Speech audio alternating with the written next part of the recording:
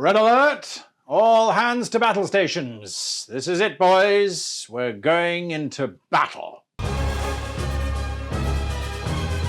Hello and welcome to this week's episode of How to Be a Great GM. My name is Guy and we are talking about conflict, combat, violence within Star Trek Adventures 2. Combat is something that I was worried about, I was nervous about, I was kind of reading with only half an eye because it really, for me, will make or break this game. Well, I'm happy to report that it has made it. It really is a strong system in terms of their combat because they have 3 different categories of combat. Personal combat, between 2 characters or more, and Starship Combat. And what's the third one, I hear you ask? Well, it took me a little bit of a while to read it and go, hang on a moment. This is absolutely wonderful. The third type of combat that Star Trek Adventures 2 contains is social conflict, which a lot of games don't have. Social combat is when your character is attempting to elicit something out of another character through non-violent means. So it is not a direct exchange of damage, it is an exchange of words or ideas. The one principle that you do need to comprehend before we jump into the combat system completely is that you have a stress track. Starships have got a force field track, a starship shield track, same idea. Your stress track fills up with damage as you take it until it gets completely full. Your shields drop as you take damage until they are completely exhausted. When that then happens, that is when your character is actually starting to take physical damage. And that's an important concept, is that your stress can get restored, shields can get restored on a fairly quick basis with a medic, first aid, a cheering word, a bit of rerouting of power. Damage, actual physical damage, well, that takes a little bit longer. That requires someone with skill, that requires someone with medical understanding, or engineering to fix the starship, as the case might be. So as with character creation, we're going to jump into the nitty-gritty of it, and I'll catch up with you at the end of the video. Social conflict is really straightforward. It is generally an opposed task. So if a character is attempting to persuade or deceive or interrogate another character, the character, generally speaking, that has the advantage in the situation, the one able to grant the request or give the information, will make an attribute plus a department roll, and the number of successes they get determines the difficulty for the character attempting to elicit the information or to succeed at the request. So in the case of a persuasion, the character trying to persuade the target rolls, sets the difficulty, and then the character trying to do the persuasion attempts to defeat that difficulty. Now, in the case of either character succeeding against the other, so in other words, if the target succeeds, the player has failed and cannot attempt again. If the player succeeds, the target can suffer stress equal to the difference in the number of successes, and then resist again, causing a second round of social conflict to take place. In effect, what is happening is that every time you fail, you are suffering stress. This represents just how much effort you are putting into your persuasive argument. Now, this doesn't go to say that you just roll dice and you don't make your case.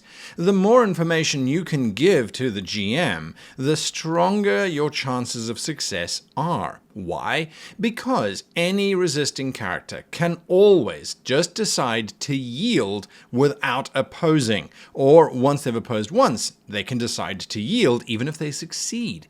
This is because the NPC, the character, the target, is deciding that your argument is so good, or your persuasion is so good, or you're so intimidating that you should actually just succeed.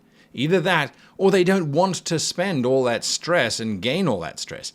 And as usual, you can then, of course, spend 2 momentum to increase the severity of the stress suffered. As usual. Personal combat is generally between 2 or more characters, and there are 2 types of personal combat. There's melee attack, and there's ranged attack that can be made.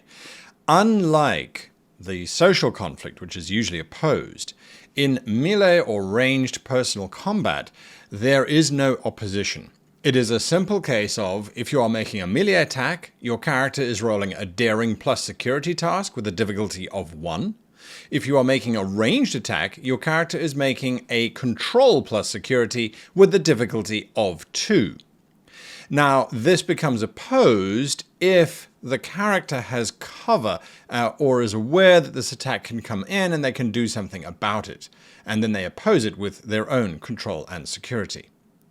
Now, after you succeed, of course, you then will deal damage according to the weapon's damage rating, and you can again spend momentum to increase that. You can also create a counterattack by spending 2 momentum, and this is if you are in melee, of course. You can then counterattack, which then inflicts a combat potential injury back onto your opponent. And of course, you can always avoid injury taking actual damage from the weapon by suffering it as stress instead. Starship Combat is quite a different kettle of fish when it comes to the entire process. Unlike personal conflict or personal combat, Starship Combat is on a much bigger scale, but generally involves all of the player characters doing stuff in a coordinated effort. To begin with, the ship's scale determines how many actions, major actions, can be taken in a given round by the crew. If the ship's scale is only 3, that means only 3 ship-based actions can take place. For example, the crew firing weapons once, maneuvering the starship into a different position once, and rerouting power once, and no more. Even if there are multiple players, more than 3 or 4, they just won't get to act on any ship-based actions for that round. Once you've determined how many actions your ship can take, it is then up to the individual players to make their decisions. Each of the different stations aboard a starship, command, helm, tactical, those kinds of things, have each got their own major actions that can take place, allowing them to do specific things. I'm not going to go into all of them because it would take too long, but suffice it to say each department has got something to do. And if you've got a player character who doesn't have a character, who can't really participate in battle, get them to create a supporting character who can. That's part of the benefit of the system. Once that's done, you work out your ranges. That's all very straightforward, close, medium, long, and then you make your attack. And generally speaking, you choose the weapon system, whether it's your phasers, your beam weapons, your disruptors, or your torpedoes, and then you make an attack with control and security. Now, generally, the difficulty is determined by the attack action that you've chosen, which would be listed in those tables that I mentioned earlier. For example, energy weapons, the difficulty is 2, torpedoes, the difficulty is 3, and so on. Ships then have a resistance to the amount of damage that's coming in. The damage, of course, is determined by the weapon used and any additional momentum spent. Once you've reduced the resistance from the incoming damage, the shields of the ship, if they are raised, will then absorb incoming damage, kind of like the stress value for player characters. Once shields are down to 50%, the ship starts to suffer potential breaches. Once the shields are down to 25%, breaches are going to occur. And once your shields are down, every hit is dealing a breach to your ship. And your ship can sustain as many breaches as its scale. Very, very critical stuff to know in combat. Space combat's a lot of fun, especially if your players are familiar with the way the system works. Well, I hope that you can see how the 3 different types of combat are just so much fun. They really are. They really allow you to get into it, get involved, get it done, and move on in a very satisfying Star Trekkian kind of way, a very narrative kind of way as well, on all accounts, on all 3 different sides.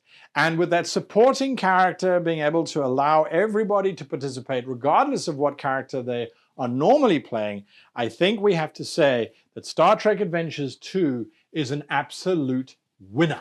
It really is well designed, well flowing, nice form, nice function, a nice robustness to the mechanics. That momentum washing machine that happens, I think, is really great. It helps build tension.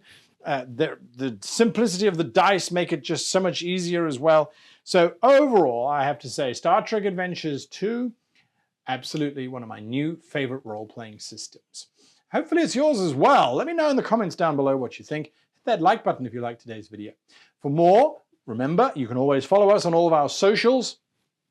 X, as well as our Discord, discord.gg/greatgm. Come and join us there to talk more Star Trek or any role-playing for that matter.